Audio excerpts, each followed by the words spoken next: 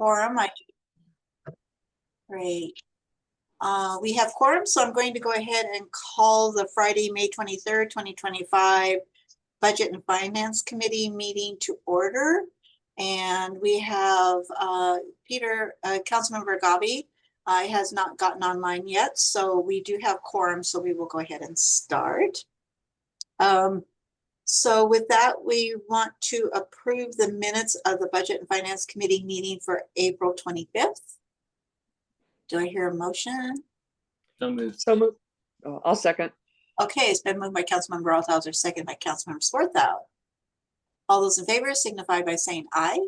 Aye. Aye. Opposed, nay. All right, motion carries.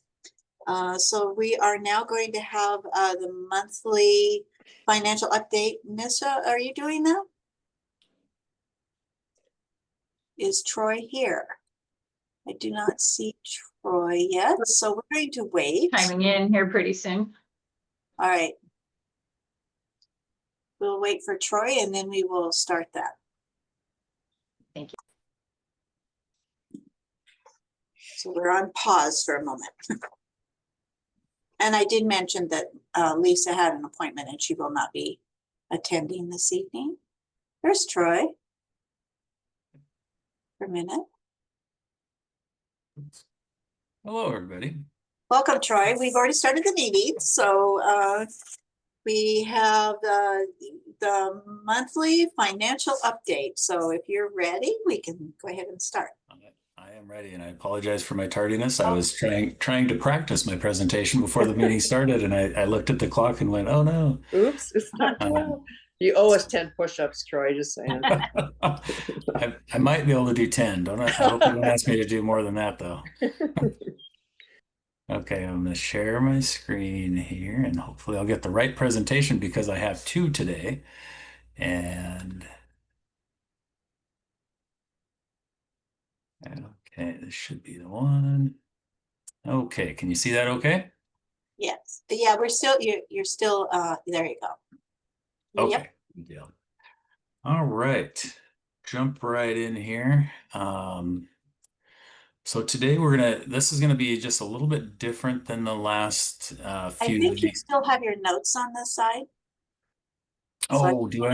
I'm sharing the wrong screen, darn. Yeah. Let's see. Okay. Stop share for a sec.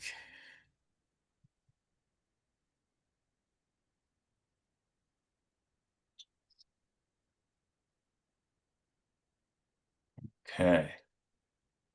There we go. There we go. Okay. I'm going to get this right eventually. I'm just warming up for the second presentation. That's what I'm doing. All right. So a little bit different today. We're going to start off by kind of going over the national economy a little bit and where we're at and where we've come on this short but seemingly long 2025. And then talk about how we get into the Tumwater data and what that looks like. So to begin, my slides will advance. Okay. Yep. All right. So to begin, when we started 2025, things were looking pretty good. And similarly in 2024, as we were going through the budget process, things were looking pretty good as we went through that process. The economic forecasts were looking good. Even in January 2025, we had seemingly stuck the soft landing, as they called it, and that's where we had.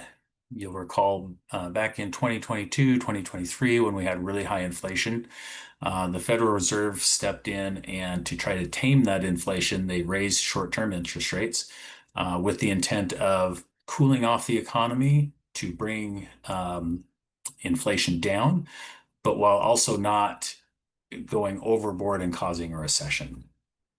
Because generally you don't want to cool off the economy. You want a good humming economy. But anyway, so we had achieved the soft landing. A recession had been avoided, and inflation was coming down. They wanted it to come down some more, and we're still working on that, but it was looking better. Unemployment continued to be low. The Federal Reserve was starting to cut rates, so they had raised them over a period of a couple of years. Now the rates were starting to come back down.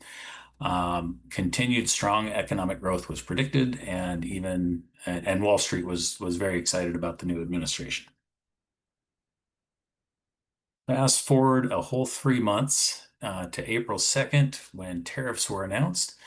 We saw really steep declines in the stock market, uncertainty across all kinds of financial markets, and no clear economic plan in sight. Then in April and May, we've seen continued change and sometimes some feelings of whiplash with tariffs changing, going up, coming back down. We've talked about before in these meetings, but markets don't like uncertainty, and neither do consumers or the economy in general. Predictability and good expectations is good for the economy and for markets. We've also mentioned tariffs and deportations are highly inflationary policies. That's not a political statement. That is just an economic fact. And then, of course, high inflation, as we saw the last couple of years, leads to higher interest rates. And then the higher interest rates can discourage large purchases like homes and automobiles because now they cost more money. Some quotes from USA Today newspaper from April 2025.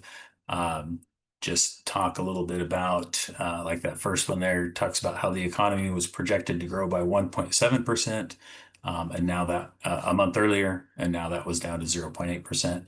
It was actually expected to grow about 2.5% back in January, so you can see those expectations coming down.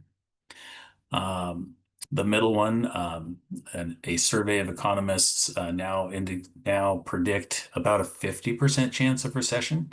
Back in February, that was only a 25% chance of a recession.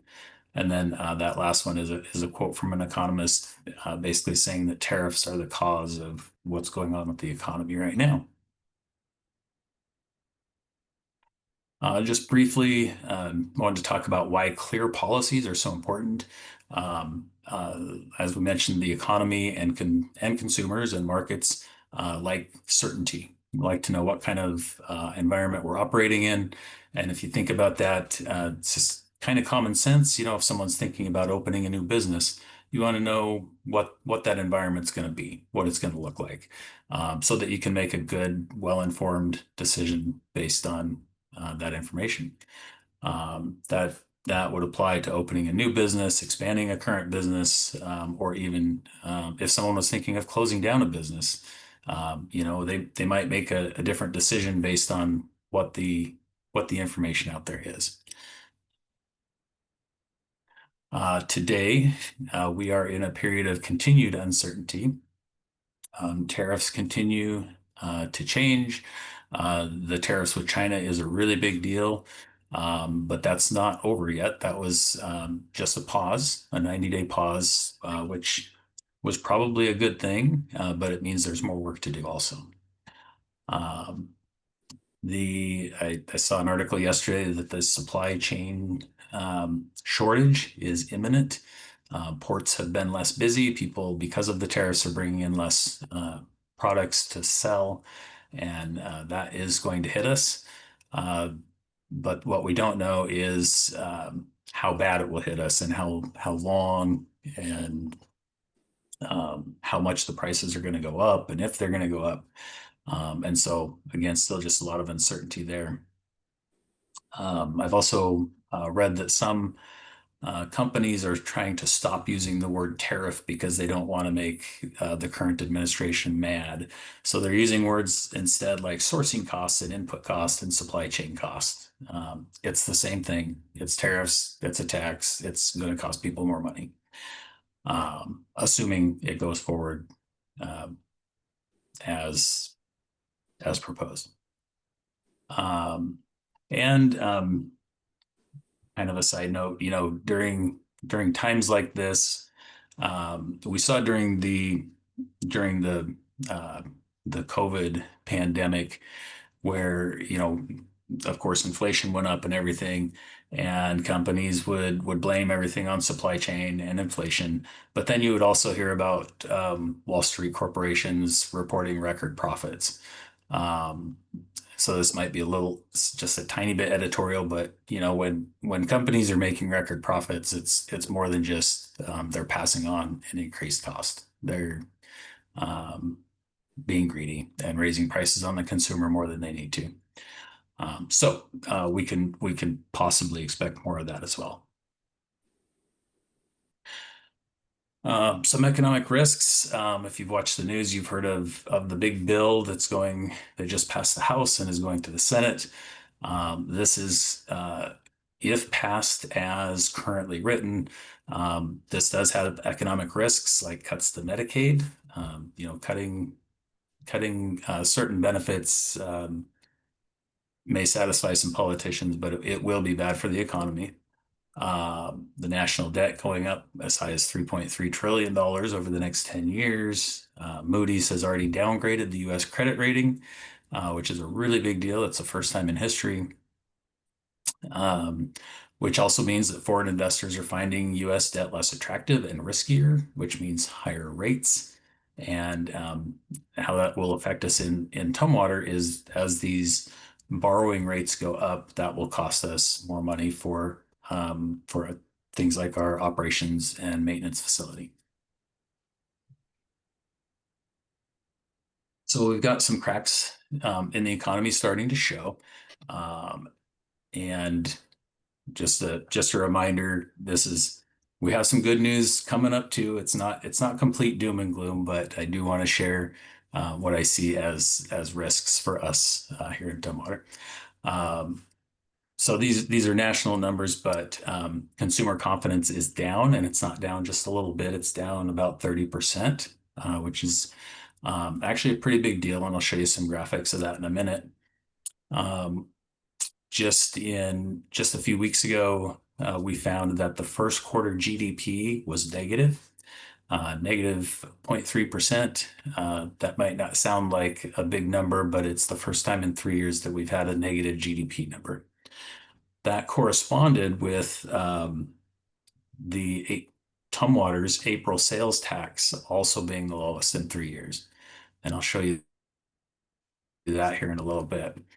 So that really got me on high alert. I saw that April sales tax number, and just glancing at it, I thought, wow, looks low.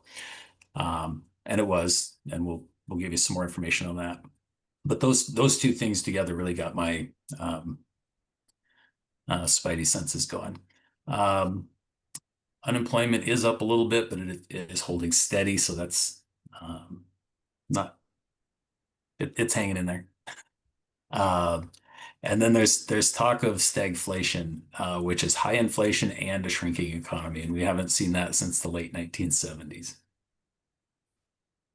So here's some of the graphs I mentioned. This is from the University of Michigan, and this is consumer confidence or consumer sentiment. And so the dotted black line is the monthly data for consumer confidence. The blue line's the 3-month rolling average, so they kind of go hand in hand. And you can see as we get into 2025 how fast that dropped. This is a 10-year look back, so and you can see there we did have a dip between 2022 and 2023 also. Things ended up okay. We didn't have a recession then. Things went back in the right direction. And now I'll show you, this is about a 65-year look back. They started tracking this data in 1960. And so this would have to be on this page. So on this graph, these light gray lines that go up and down, those are recessions.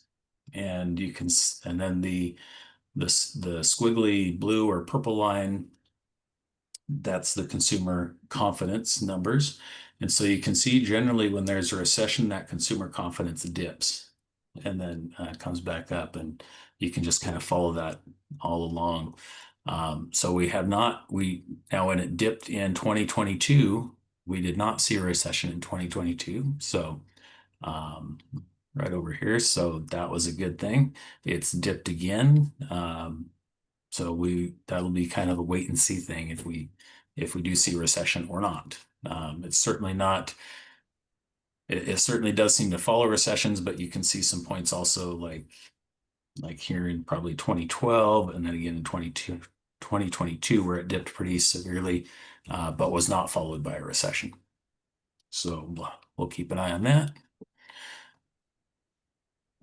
This is kind of a consumer confidence thing related to job prospects. And this graph is a little bit busy, but again, you've got the gray lines indicating recessions.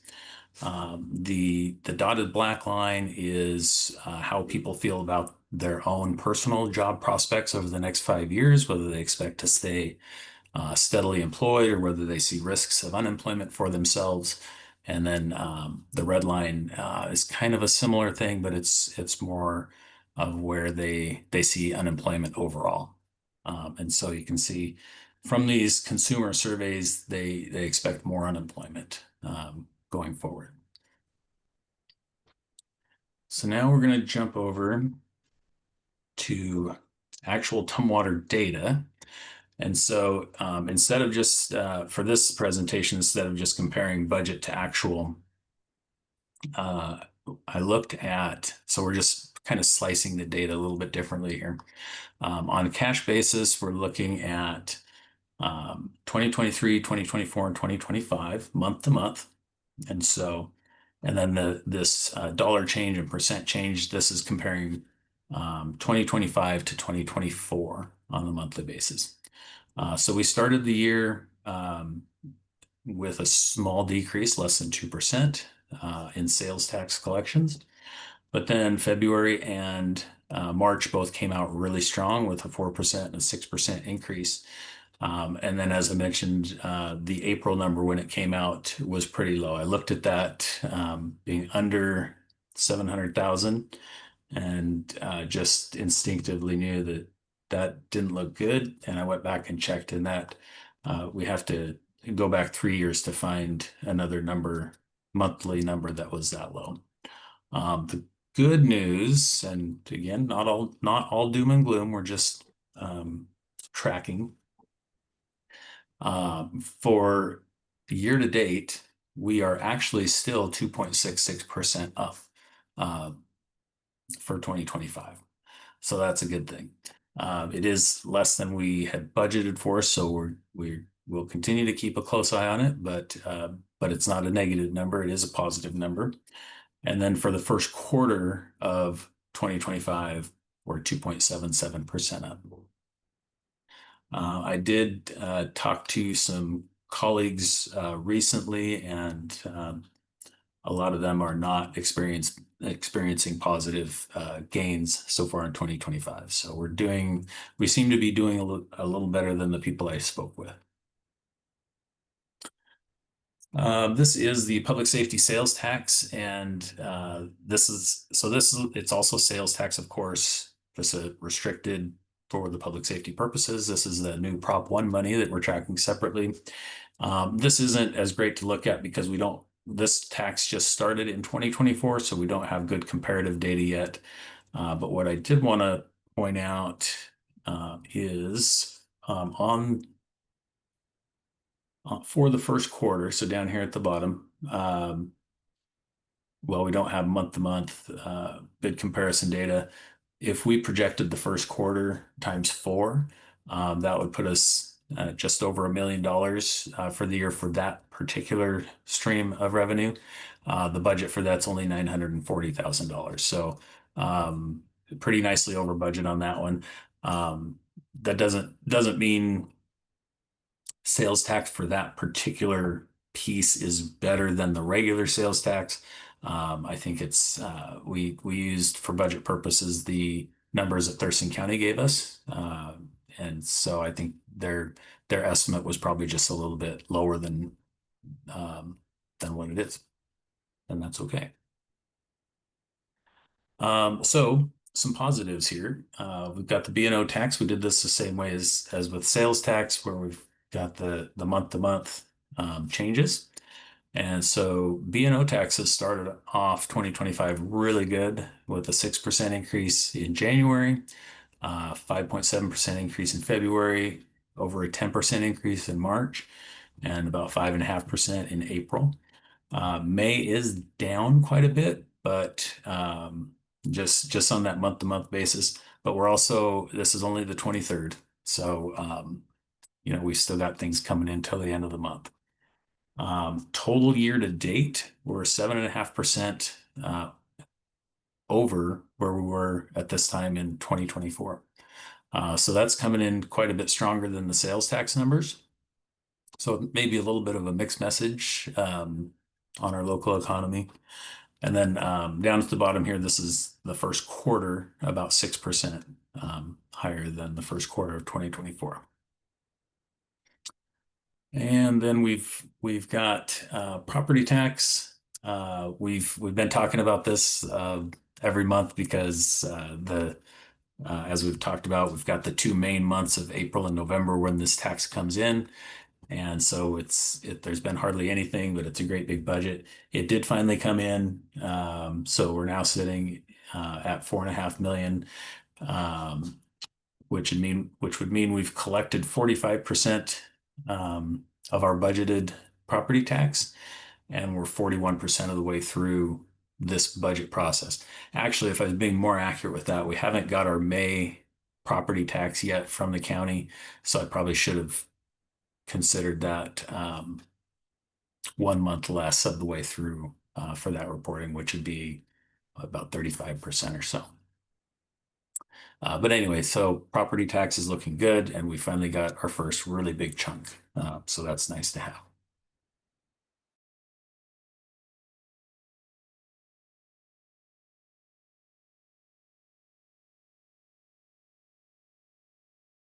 I think Troy froze up for a second here. I'm sorry, did you say something? I think you Mary? froze for a little bit there. So I think you're back on now. Okay, good. Yeah, it just said my connection is unstable, so that's great. Okay, so this is the last slide for this presentation, and I wanted to end on kind of a positive note, because the sales tax piece, that April sales tax plus the first quarter GDP, like I said, it gave me a lot of concern. However, not all doom and gloom. We're going to keep a really close eye on it. We'll see what happens when we get our May sales tax, probably late next week. And then in June, we have our quarterly budget update for the entire council. So we'll be sure to bring that data to that presentation. But as I mentioned earlier, talking with some colleagues, and this included some colleagues from Thurston County, some from Lewis, and even a couple from Pierce County. And as I mentioned, our sales tax seems to be doing better than theirs right now. And that's why I thought of the Tumwater Advantage. We are, although sales tax is becoming our single largest general fund revenue stream, we are less dependent on it than a lot of jurisdictions. We're about 26-27% forecasted as far as the general fund portion of revenue for sales tax. Some cities are up as high as like 50%. So even if it did go down, it doesn't hurt us as bad as it might hurt some cities. Councilmember Althauser. Thanks. I know that there were some changes made to both the sales tax and the B&O tax by the legislature. Do we sort of anticipate that resulting in greater returns and revenue for us? I have not looked into that yet. I saw something, I think, from MRSC yesterday that mentioned something about that, but I don't know how that's going to affect us, but I'll definitely look into that. Okay. I can bring something back for the next either the quarterly update or the next meeting with this group. Okay. Thanks. Also, another advantage we have in Tumwater, I think, is really steady employment. You know, with a lot of state workers here in the Olympia Tumwater region, even when the state does have some budget challenges and constricts the workforce a little bit, we typically don't see a lot of layoffs. At least in my time that I worked for the state, it seemed like most agencies were able to handle that with maybe a hiring freeze and different things like that, rather than, if we had someone like Boeing as our largest employer in our area, they might lay off 20,000 workers. And that's not typical for our area. So I think that's a strength and advantage we have here in Tumwater over some other communities. And then, of course, continued growth. We are continuing to grow. We've got some big housing developments going in not far from City Hall. We've got some new businesses going in right now between Walmart and Home Depot. And so those are things that definitely look positive for the future. So that's what I have for this presentation. I will stop sharing my screen. Councilmember Swarthout. Okay, I had two questions. Let's see, on the public safety measure that we've collected, we haven't tapped into that yet, correct? That's that's just sitting. For the moment. Yes, for okay. the moment. Yeah, the money we collected in 2024 basically is just sitting there, and it's on special account. We will tap into that probably later this year. Okay. We did budget that for 25-26, and so we will start tapping into that. Okay. And then on the B&O, I was just wondering, it's so strong. I was just curious the impact of that new development, the ones over there by Home Depot. Is that big enough to make that? Is that where we think we're seeing the B&O tax going up? Maybe there's not that many businesses that opened up over there, but I was just curious. Yeah, there's only been a couple so far that have actually opened. I think the other ones are still under construction. So I don't think we've seen numbers from them yet. Okay. So I think they've just opened within the last month. Okay. So I think that's probably the existing businesses just doing well. Okay. And like the stores, the stores bring in a better sales tax than doing like what the fast food places as far as sales tax goes. Do we see a better outcome for retail sales? Or because I always heard that Lacey complains is they don't, even though they have all that business over there, that they don't make that much money on sales tax or whatever it is. So anyway, so yeah, we are lucky to have a good strong retail core, both large businesses and small. Yeah, I haven't talked to Lacey that much about theirs, but I've kind of heard that too. But yeah, I think, and it depends,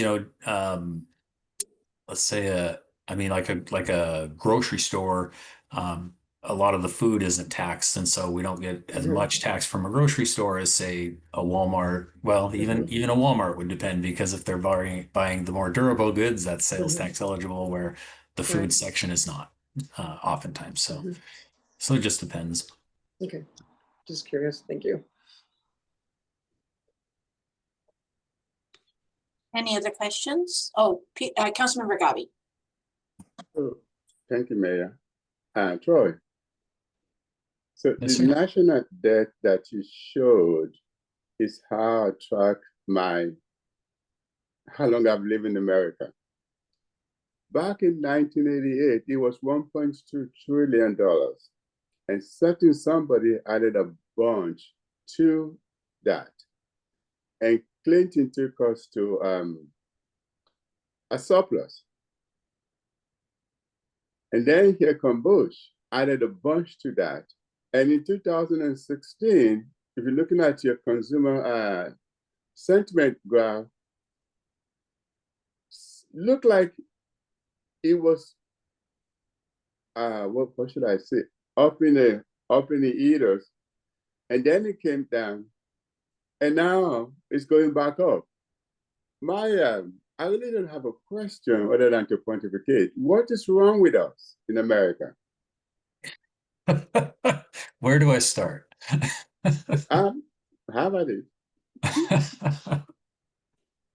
Yeah,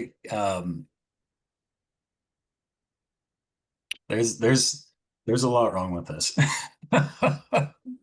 Yeah, it's interesting. I did see something recently similar to what you're talking about the national debt and how it's went up under certain administrations and down under others. It's certainly the it's ironic. It usually seems to be the Republican Party that wants to restrict spending and bring down the debt. But in this case, under this administration, certainly the proposal is to raise the national debt by $3.3 trillion. So it's kind of surprising and not what we're used to. Um, and I think those kind of things. I think a lot of people think that, the national debt maybe doesn't affect me personally, but I think it does affect consumer confidence to a degree. People are looking out thinking, well, do I want to go spend my money this weekend or do I want to save it? And those kind of things I think stick in the back of your mind and affect consumer behavior. Thank you very much. Any Thank other you. questions? All right, I think that presentation was really helpful, Troy. I really appreciate that. Because there is a lot going on that's not typical to what we're accustomed to seeing. So we really do need to put it in context. So I do appreciate that. All right. Thank you. We'll definitely bring back more data as we get more. And hopefully, fingers are crossed, maybe we'll come back with some really positive sales tax numbers when our May sales tax comes in. Yeah, we all hope for that. So are you going to do the bond underwriting engagement letter? I am. All right. Okay, let's see if I can do this one better this time.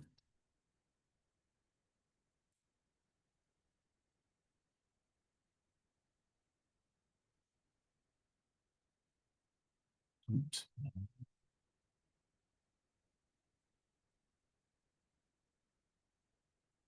Oh, I think you're seeing my presentation again, aren't you? Let's try this again.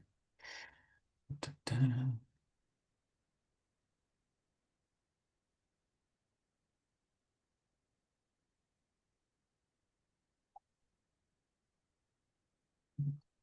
Close a couple of things.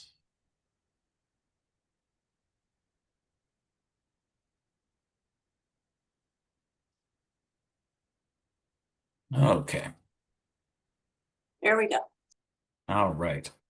So this one is much shorter. So you'll recall on this committee it was a while ago now, back in August 2024, I believe, where we met and we had two presentations from bond underwriting firms. So that's what we're here to talk about today. And as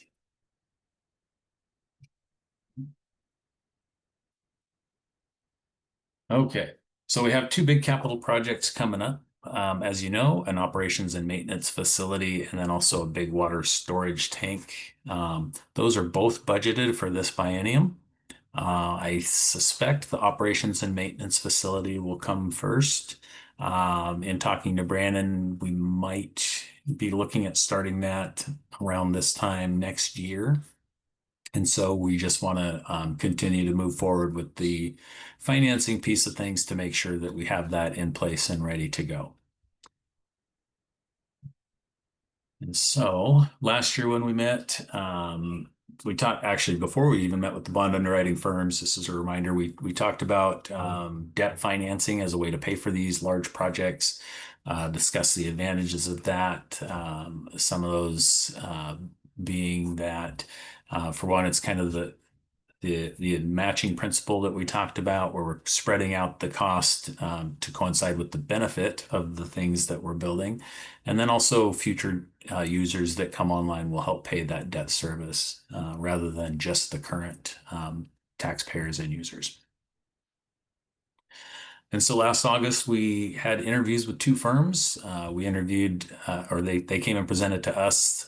DA Davidson was the second one that went. They're an employee-owned firm. We've been working with them here in Tumwater since 1991. Not that we've done a lot of debt financing, but the debt financings we have done, we've done through DA Davidson. They've got a local office in Seattle, and they're based in Montana. The other one was Hilltop Securities. They were the firm that brought 5 people with them, I think. They had a really impressive presentation, very high energy. They have a new Seattle office and they're based in Texas. And so now, so when we had these presentations back in August, of course, we were working on the budget. That just got really busy and kind of all time consuming, at least for me in the finance department. And I think with Debbie and Lisa too. And so we weren't in a hurry on this decision. So we just kind of put it on hold while we worked through the budget. And now, just a month or so ago, we learned that the people we had that we were kind of developing relationships with at Hilltop Securities both quit the firm and left. And so, well, I think the competition between the two was pretty close when we did the presentations. They both do great things, offer essentially the same services.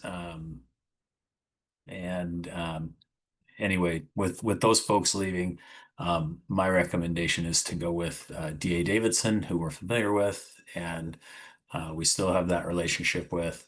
And so they have provided a bond underwriting engagement letter. This basically just means that we plan to work with them. Doesn't preclude us from changing our mind, although I don't anticipate changing our minds at this point, but just kind of a commitment letter to say, okay, we're going to work with you, and then at that point they can start giving us advice as we ask questions and things. And so our action, or we do have a recommended action for this item.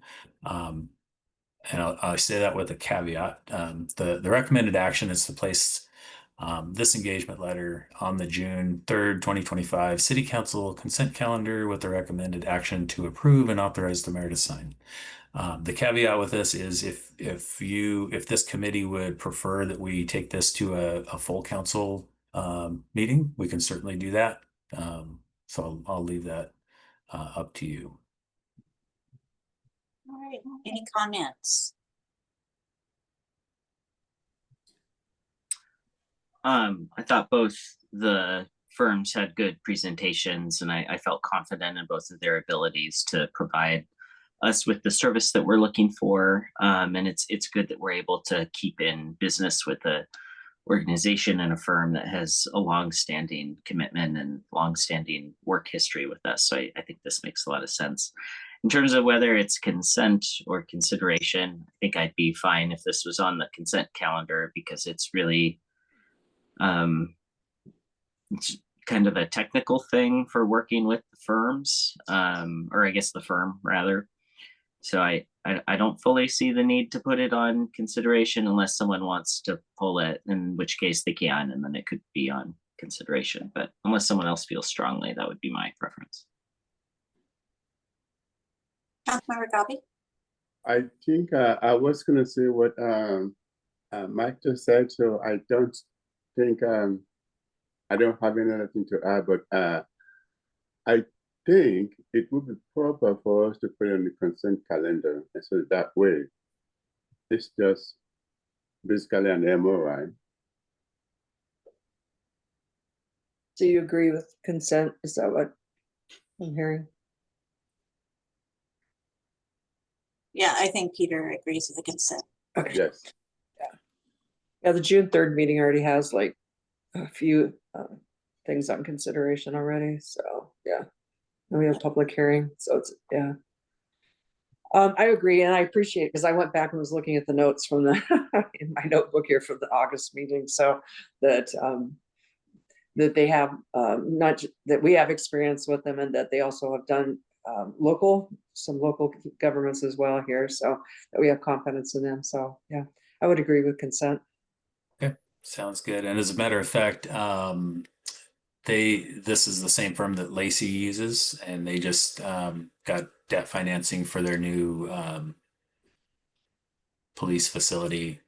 So Yeah, and I think it's good right now to get engaged, start those conversations because, with things going on the national level, with bond markets, nobody ever talked about changes to the bond market ever, and that I can ever remember.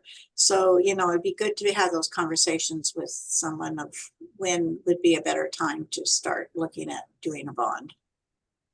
yeah, and once we start moving forward in earnest with the financing piece, it takes between 3 to 4 months typically. And so it is something we just have to plan ahead on. We can't say, oh gosh, we've only got 4 months. We need to get us a firm and get going. We want to be more prepared and try to make it not stressful. And of course, as Councilmember Althauser pointed out, this is kind of a technicality piece of it. The real work and the real decision points for council will be when we bring forward a debt financing proposal to say, this is how much this thing is going to cost, and here's what we're looking at for interest rates and debt service every year and all that kind of stuff. So there'll be several touch points with council and several votes by council before we actually issue this debt. Great. So I think we're in agreement that it'll just go into consent. And of course, anything on consent can always get pulled to consideration. So All right, sounds good. Thank you. thank you, Troy. And a vote, please. Oh, sorry. When you get into committees, you get a little bit too lax, right? All right. So all those in favor of moving this to the consent calendar, please signify by saying aye. Aye. Those opposed, nay. All right, it appears to be unanimous that we will be moving it to the consent calendar. All right, so now we're going to discuss ordinance number 2025-006-S1. So the S1 is Substitute. substitute. Got it. Okay. That one was just a new one for me, so I wasn't sure.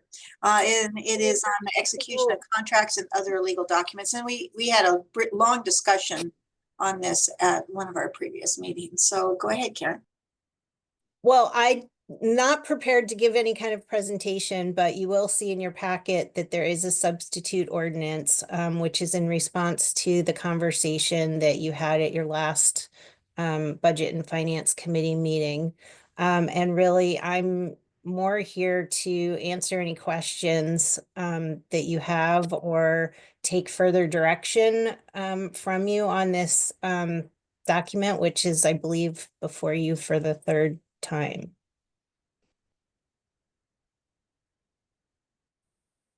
If you want me to explain, so there was a separate document in the packet as well, which showed the difference between the original proposed ordinance and this one. And basically, and it might have made it more confusing because the double strikeout and double underline didn't show very well.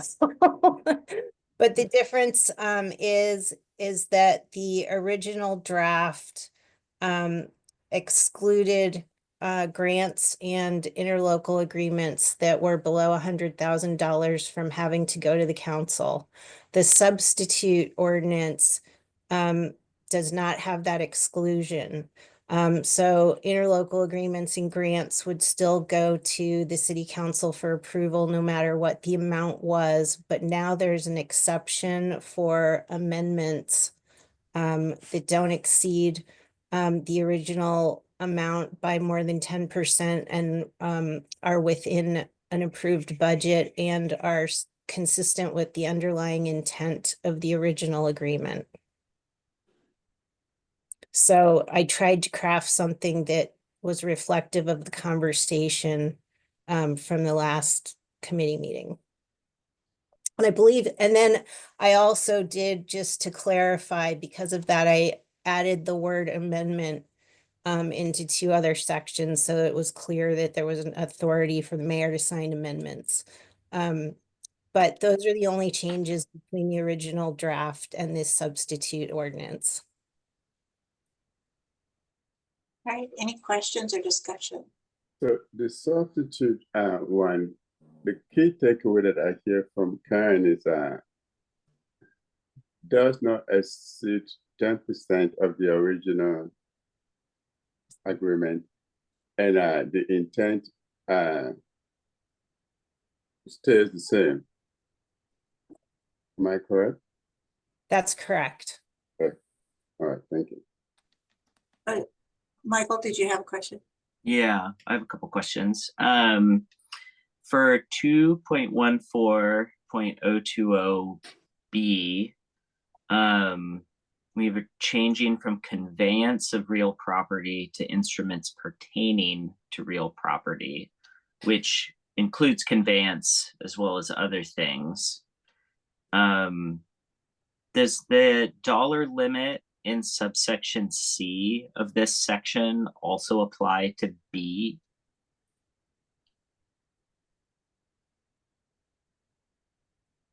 No. The subsection C would be separate, completely separate from the items in B. Okay, so under B, is it possible then to, would it be possible for a mayor to accept or convey property without councilmatic approval? Only within these buckets. So this has to do with approved public works projects. So the council would have already approved the project. It has to do with community development permitting. So dedications and things like that that occur through the process of our permitting. So in meeting the regulations that the council has already put into place. And then additionally, temporary construction easements and right of entries, just again, those would probably go most likely with public works projects. And those are not permanent conveyances. Otherwise, no, the mayor would have to comply with all of the other requirements of the code, council, the statutes. Okay. And one other question I had about this sub is, so the other one you just mentioned, temporary construction licenses. That's different from like a temporary road closure due to construction, correct? Like when we have to authorize night work along Israel Road when we were doing the construction last summer, that would not be something covered, correct? Correct. Okay. This is just access to property. Okay. And for 2.14.040A, can you refresh my memory on how this operates when we strike out the cap of $50,000 and then we go to with an amount equal to or less than the amount delegated to the mayor? Sure. Like that's how much the contract was for originally, or? So the way the ordinance is crafted and the code is currently crafted, contracts over $100,000 need to go to council for approval. So the mayor has authority up to $100,000. In the past, and as you can see here, the mayor that could then delegate to directors up to 50,000. What this does is remove that cap and would allow the mayor to delegate up to the mayor's delegable authority. Whatever authority the mayor has, they could delegate that to directors. So in this case, it would be up to $100,000. The mayor doesn't have to do that, but could. And that $100,000 cap is found In the prior section under council authority. okay in 020. That's what that's referencing, is the $100,000. Yes. Okay, got it. For clarification, so the very first part of this packet is the very first ordinance is the one that we're looking at considering. Is that correct? The first one, and then the one that's after it with the double strikes? That was just to Trying to track all this. yeah, so because the ordinance tracks the language from the current code, so it shows underlined and strikeouts from what's currently in the code. I couldn't easily show you the difference between the original proposed ordinance and the changes to the substitute ordinance. So that was what that was an attempt to do. So I apologize if it just made it more confusing, but you don't need to worry about that.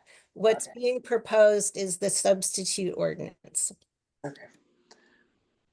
So this is where I depend on Michael. Our other attorney did jump in, and because I mean, to me, it's like, oh, okay, or why are we doing this? You know, and so but I think I can connect the dots as far as like our public works, right, Michael? Yesterday when we had the meeting that we had, with Yeah, all right? I think that's a good example. Like general government gets a lot of these too, where you have a contract amendment for like, you want to add another year to the contract. It doesn't cost anything. We just haven't Right. finished yet. Yeah, Or like $10,000 increase to whatever contract. It's like a 3% increase to the contract or something. Okay. Where, you know, staff has to come brief us at our committee meetings. We have to do the whole councilmatic process, and it's sort of burdensome when 999 times out of 1,000 we're gonna approve it anyway. right. And you won't have to go through the alphabet twice. So, and I see we've got Dan on there too. So I was just curious, you know, how many times do we really slow things down, or, you know, I guess this sounds like we're just trying to clean things up and streamline things, right? Is that what, Yeah. do we have, okay, And sometimes it slows things down because sometimes we have to add things last minute to agendas because something came up that has to be dealt with by a deadline. Mhm. So occasionally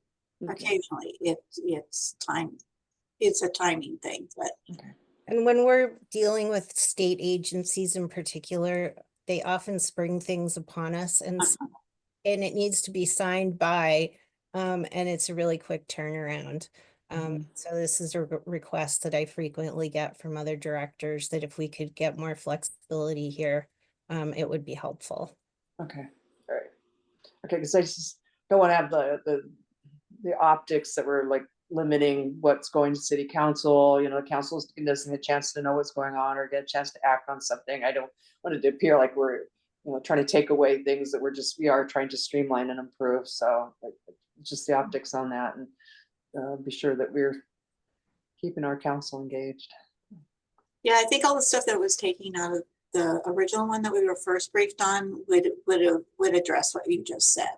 Okay, So, yeah, this is just the day-to-day kind of administrative, you know, just takes way more steps to bring it to council for no, you know, without any specific thing. It just really does delay some of the tight deadlines.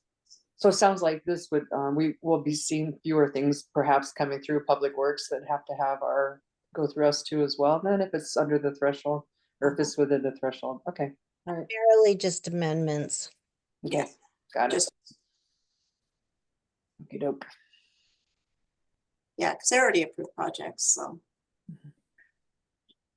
All right.